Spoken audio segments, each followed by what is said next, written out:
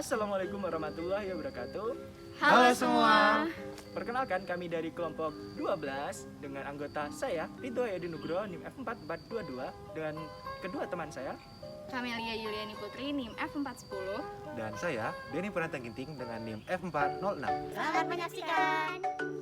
Indeks standar pencemar udara yang selanjutnya disingkat ISPU adalah angka yang tidak mempunyai satuan yang menggambarkan kondisi mutu udara ambien di lokasi tertentu dan didasarkan kepada dampak terhadap kesehatan manusia, nilai estetika, serta makhluk hidup lainnya. Pemantauan ISPU sangat penting untuk dilakukan karena hal ini dapat memberikan kemudahan dari keseragaman informasi mutu udara ambien kepada masyarakat di lokasi dan waktu tertentu, serta sebagai bahan pertimbangan dalam melakukan upaya-upaya pengendalian pencemaran udara baik bagi pemerintah pusat maupun pemerintah daerah. ISPU dihitung dari data hasil pemantauan kualitas udara ambien dengan stasiun pemantau yang beroperasi secara otomatis dan kontinu. Kegiatan pemantauan ISPU harus memenuhi persyaratan peralatan SPKUA atau Stasiun Pemantau Kualitas Udara Ambien dan lokasi pemantauan, di mana persyaratan peralatan SPKUA ini meliputi alat pemantau kualitas udara, alat pemantau meteorologi, perangkat pengolah data, dan beroperasi selama 24 jam secara terus-menerus. Kemudian, kriteria penempatan peralatan SPKUA yaitu meliputi ditempatkan pada udara terbuka dengan sudut terbuka 120 derajat terhadap penghalang, kemudian ketinggian sampling inlet dari permukaan tanah untuk partikel dan gas paling sedikit 2 meter, serta jarak alat pemantau kualitas udara dari sumber emisi terdekat paling sedikit 20 meter. Selanjutnya, klasifikasi lokasi pemantauan yang meliputi pusat kota, latar kota, suburban, industri, pedesaan, dan lokasi lainnya yang mengarah kepada sumber pencemar tertentu. Pemantauan ISPU ini harus dilakukan secara terus-menerus, di mana data yang dihasilkan dari proses pemantauan akan digunakan sebagai dasar konversi konsentrasi parameter menjadi nilai ISPU. Saat ini, masyarakat publik dapat mengetahui hasil pemantauan kualitas udara secara real-time di Indonesia melalui aplikasi berbasis Android dan website yang bernama ISPUNet, di mana data yang ditampilkan yaitu kondisi kualitas udara, nilai kritis parameter, nilai kelembapan, nilai tekanan udara, suhu, dan grafik parameter. Sejarah dan urutan dikeluarkannya peraturan tentang ISPU dimulai pada periode 1945 sampai 1972 mengenai periode permulaan. Kemudian dilanjutkan pada periode 1972 sampai 1982 mengenai tahap perkembangan awal dengan inisiatif daerah.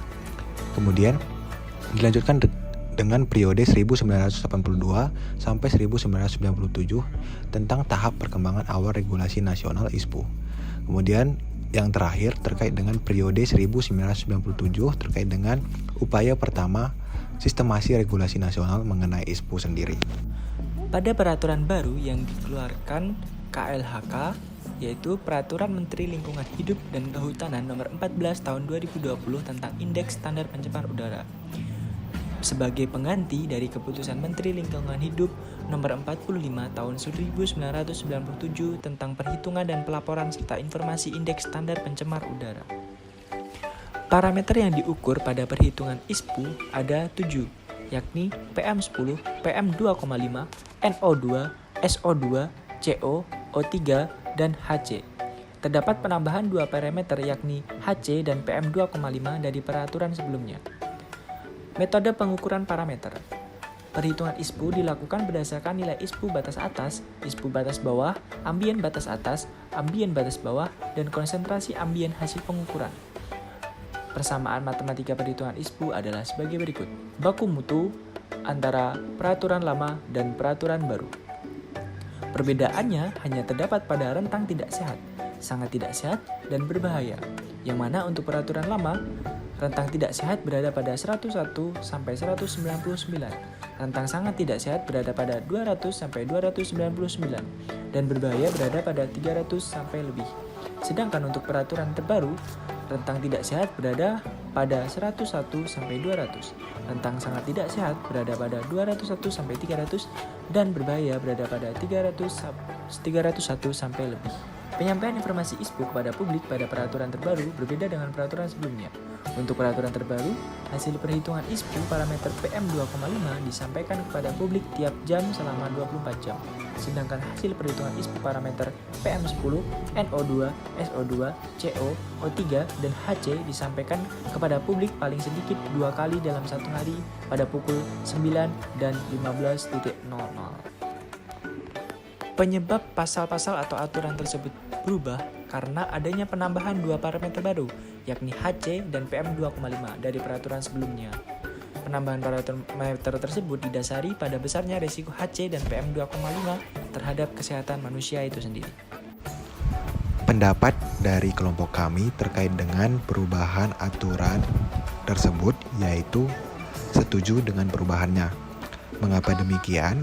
Karena terkait dengan indeks ISPU ataupun peraturan yang telah diubah, seiring berjalannya waktu pasti semakin berkembang dan dibutuhkan pembaharuan. Selain itu, juga diperlukan bahasa yang memudahkan untuk membuat edukasi terkait dengan masyarakat yang kurang mengerti terkait dengan perubahannya, sehingga diperlukan pembaharuan. Keterkaitan antara perubahan peraturan ISPU dengan pengelolaan kualitas udara adalah jika peraturan bertambah, maka perubahan akan signifikan terjadi sebagai penunjuk adanya pengaruh faktor keberadaan lembaga pelaksana terhadap perkembangan regulasi pengelolaan kualitas udara. Dengan adanya perubahan peraturan ISPU, maka peranan dari pemerintah menjadi cukup penting karena instrumen kebijakan yang diterapkan juga semakin berkembang seiring dengan bertambahnya jumlah peraturan. Instrumennya menjadi lebih rumit dari sebatas pendekatan tradisional menjadi kebijakan-kebijakan yang menjadi dasar dalam mengelola kualitas udara.